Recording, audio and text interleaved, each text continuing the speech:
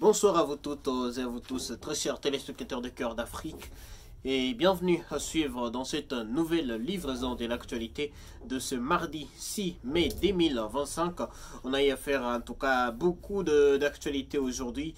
Beaucoup de choses se sont passées dans la scène politique en République démocratique du Congo, mais aussi du côté des fronts. En tout cas, il y a beaucoup d'avancées qui sont signalées de ce côté-là, en violation du cessez-le-feu convenu entre la République démocratique du Congo et les mouvements AFC M23. Le mouvement AFC M23 continue son expansion dans le nord Kivu comme dans le sud Kivu. Donc, je vais revenir sur tout ce qui a été, tout ce qui s'est passé sur les fronts aujourd'hui, déjà dans le sud Kivu, parce que c'est dans le sud Kivu que des affrontements ont été signalés ces jours. Donc, ça vient d'être confirmé déjà ce soir. L'on nous confirme que le mouvement AFC M23, après une journée des combats, a pris des mains de Wazalendo, voilà, le village de Lutiga. Lutiga, c'est dans la chefferie de Luinja, dans les territoires des Mwenga, dans la province du Sud Kivu. Donc le M23, en prenant déjà Lutiga, se rapproche peu à peu de la localité d'Anzimbira vers Mwenga Centre. Voilà. Le mouvement rebelle du M23 a lancé des attaques contre les positions de Wazalendo qui étaient dans cette partie et a réussi à prendre Lutiga. Lutiga, donc avec la prise de Lutiga par l'AFC M23, un chemin est ouvert vers l'autre cité de Nzimbira, voilà, Nzimbira vers le territoire de Mwenga Centre, parce que ça se trouve dans les territoires des Mwenga, et l'on soupçonne, selon un média mine.cd, nos confrères des mine.cd soupçonnent que le mouvement FCM23, parce que la cité de Nzimbira est connue comme une cité minière, nos confrères des mine.cd soupçonne les M23 de vouloir se rapprocher des sites stratégiques des transformations de l'or de Twangiza Mining, voilà, les Twangiza Mining, parce que déjà dans les Luinja il y a les Twangiza Mining qui est une usine de transformation de l'or, et le mouvement FCM23 est en train de lever son cap vers cet site minier stratégique pour contrôler donc cette usine de transformation de l'or. Donc une alerte lancée par nos confrères des mines.cd qui disent que le mouvement FCM23 viserait en tout cas cette partie, parce que avec l'avancée qu'on a observé aujourd'hui en violation des cessez-le-feu, en tout cas c'est une avancée qui est très calculée de la part de la FCM23, et les mouvements et les Wazalendo dans cette partie sont en train de se repositionner pour parer à toute contre-attaque de la part de l'AFC M23. Donc les Wazalendo dans cette partie, les forces armées de la République démocratique du Congo qui étaient encore présentes dans les Lutiga se sont repositionnés dans les périphéries pour tenter de se réorganiser et plus tard revenir avec plus de forces pour parer à l'avancée de l'AFC M23 qui veut aller vers la cité minière d'Nzimbira, voilà, vers les Mwenga Centre. Donc les combats se poursuivent encore dans cette partie, mais ce soir une accalmie précaire est observée. Il n'y a plus de détonations en armes lourdes et légères, parce que dans cette partie la population a rapporté que les combats étaient vraiment violents, et les Wazalendo dans cette partie ont jugé bon, pour protéger la population, de faire un pas en arrière. Et puis toujours dans le sud Kivu, on en parle ce soir. Je vous rappelle que le M23 déjà après avoir pris Lutiga a revendiqué ce mardi 6 mai 2025 la prise du territoire de Walungu dans le sud Kivu. Selon le président d'ailleurs du M23, Bertrand Bissimois, le M23 aurait déjà pris tous les territoires de Walungu et contrôle actuellement tous ces territoires. Et je vous rappelle que dans Walungu, il y a eu beaucoup d'affrontements ces derniers jours, et il y a beaucoup de casses qui ont été observés sur ces côtés-là. Déjà, beaucoup de bombardements sont intervenus dans cette partie, et les M23 revendiquent aujourd'hui la prise du territoire de Walungu par son armée. Donc voilà, les Wazalendo sont aussi une fois de plus positionné aux alentours de cette partie du territoire, de la province du Sud Kivu pour parer à toute éventualité. Et je vous rappelle d'ailleurs que l'expansion en violation du cessez-le-feu du M23 AFC n'a pas commencé aujourd'hui parce que déjà hier, lundi 5 mai 2025, on a eu affaire à des affrontements très rudes dans le territoire d'Ouvira.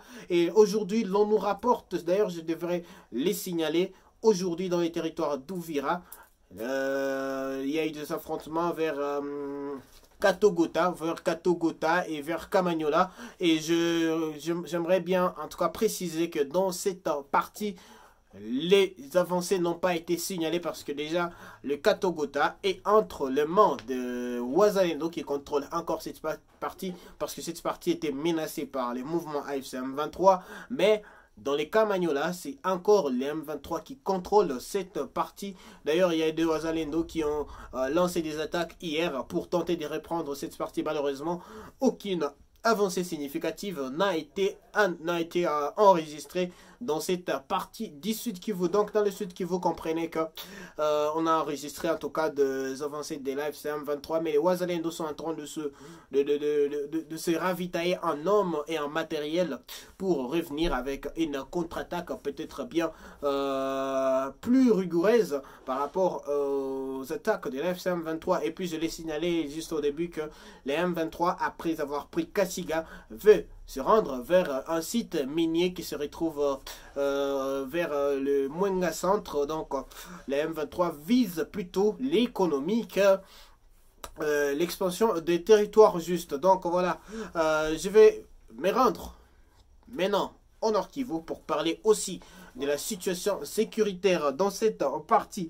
Déjà dans le Nord Kivu, dans les territoires de Nyiragongo, on nous rapporte que il n'y a pas eu d'affrontement aujourd'hui en tout cas, sauf que le mouvement M23 est en train de se renforcer, dans plusieurs territoires, déjà dans les territoires des Lubero, après avoir pris quelques villages, en tout cas quelques villages dans Lunyasenge, voilà, une Lunyasenge qui est passée depuis quelques jours entre les mains de l'FCM 23. Donc la cité, nous connaissons très bien que Lunyasenge, c'est l'une des grandes parties où il y a la pêche sur les lacs Edouard et Vichumbi partout là. Donc le M23 a pris cette partie dans les territoires des Lubero et le M23 cherche à se renforcer dans cette partie pour garder leur position. Mais on nous rapporte que les Wazalendo sont en train de se réorganiser aussi sur ces côtés-là pour parer aux attaques de l'AFC M23. Et pendant ce temps, les forces armées de la République démocratique du Congo disent poursuivre toujours les cessez-le-feu et ne pas attaquer les positions de l'AFC M23 comme l'AFC M23 les fait sur les positions des forces armées de la République démocratique du Congo. Et d'ailleurs, en parlant de ces cessez-le-feu, je vous rappelle que c'est depuis aujourd'hui que l'on a confirmé qu'il y a bien sûr le projet d'accord qui a été remis à Washington, le projet d'accord qui est d'ailleurs en train d'être étudié par la commission du Gabon, la commission pas du Gabon, du Togo, de la France, des États-Unis et du Qatar, qui sont en train d'étudier le projet d'accord qui a été soumis par Kinshasa et par le Rwanda pour parvenir à une signature d'accord de paix définitif entre la République démocratique du Congo et les Rwanda. D'ailleurs, aujourd'hui, dans une sortie médiatique, le président américain Donald Trump s'est félicité des avancées qu'il enregistre aujourd'hui avec les processus de Washington. Donc, deux processus sont parallèles actuellement. D'ailleurs, le processus du Qatar qui a repris depuis les dimanches, où il y a eu en tout cas le premier contact entre la délégation de l'AFC M23 et la délégation de Kinshasa, et le processus de Washington continue également. Donc il y a eu les projets d'accord qui ont été remis déjà et qui sont en étude, et le président Donald Trump se félicite de cette nouvelle avancée et il a dit, je cite, je vais m'occuper de la République démocratique du Congo et du Rwanda, les deux pays qui sont en conflit. Ça veut dire que Donald Trump a dit, c'est vrai qu'il a beaucoup de choses à régler aujourd'hui, mais il s'intéresse particulièrement à la situation sécuritaire à l'est de la République démocratique du Congo. L'on sait très bien que cette motivation de Donald Trump est bien sûr économique, parce que les États-Unis avaient annoncé déjà vouloir investir des milliards de dollars en République démocratique du Congo, et pour ça il faudrait mettre déjà hors d'état de nuire la situation sécuritaire à l'est de la République démocratique du Congo. Donc Donald Trump se félicite une fois de plus des avancées significatives, et d'ailleurs, comme ça avait été annoncé déjà par le secrétaire d'État américain, ça avait été annoncé par la ministre des Affaires étrangères de la République démocratique du Congo, et c'est lui et son homologue du Rwanda. Cet accord qui est en train d'être concocté déjà à Washington sera signé en mi-juin, donc la troisième semaine du mois de juin. Nous sommes déjà dans la première semaine, nous sommes aujourd'hui les 6 mai, nous sommes en train de finir la première semaine du mois de mai. Donc, déjà dans la troisième semaine, un accord sera mis à la disposition de toutes les parties et qui sera signé, un accord définitif TP. Donc voilà, c'est la première partie de cette nouvelle livraison de l'actualité. Ne manquez pas surtout de vous abonner et d'activer la cloche de notification pour ne jamais manquer nos actualités. Je reviens tout de suite avec la deuxième partie, avec un autre sujet d'actualité qui fait la une en République démocratique du Congo pour vous informer.